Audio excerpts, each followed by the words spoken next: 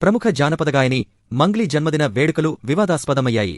హైదరాబాద్ నగర శివార్లలోని చేవెళ్ల ఈర్లపల్లిలోని త్రిపుర రిసార్ట్లో జరిగిన ఈ వేడుకలపై పోలీసులు దాడి చేయడం చర్చనీయాంశమైంది. ఈ ఘటనకు సంబంధించి పోలీసులు నమోదు చేసిన ఎఫ్ఐఆర్ ద్వారా పలు కీలక విషయాలు వెలుగులోకి వచ్చాయి.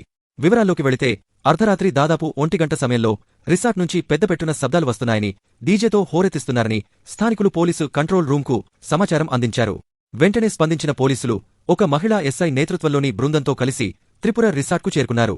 సుమారు 10 మంది మహిళలు, 12 మంది పురుషులు డీజే సంగీతానికి అనుగుణంగా ఉత్సాహంగా గడుపుతున్న దృశ్యం పోలీసులకు కనిపించింది. రిసార్ట్ మేనేజర్ను విచారించగా అది సింగర్ మంగ్లీ పుట్టినరోజు వేడుకని, ఆ కార్యక్రమాన్ని తామే నిర్వహిస్తున్నామని తెలిపారు.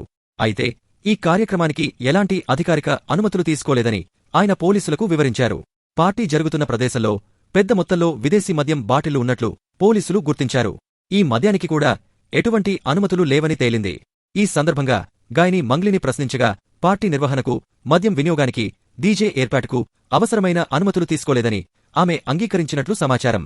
అనంతరం పోలీసులు పార్టీలో పాల్గొన్న వారందరికీ మాదకద్రవ్యాల పరీక్షలు నిర్వహించారు.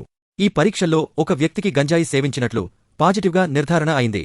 ఈ పరిణామాల నేపథ్యంలో అనుమతులు లేకుండా కార్యక్రమం నిర్వహించడం, అక్రమంగా విదేశీ మద్యం కలిగి ఉండటం, గంజాయి వినియోగం వంటి ఆరోపణలపై గాయని Mangli, resort assistant manager Ramakrishna, event manager Megharaj, దామోదర్లపై పోలీసులు కేసు నమోదు చేశారు.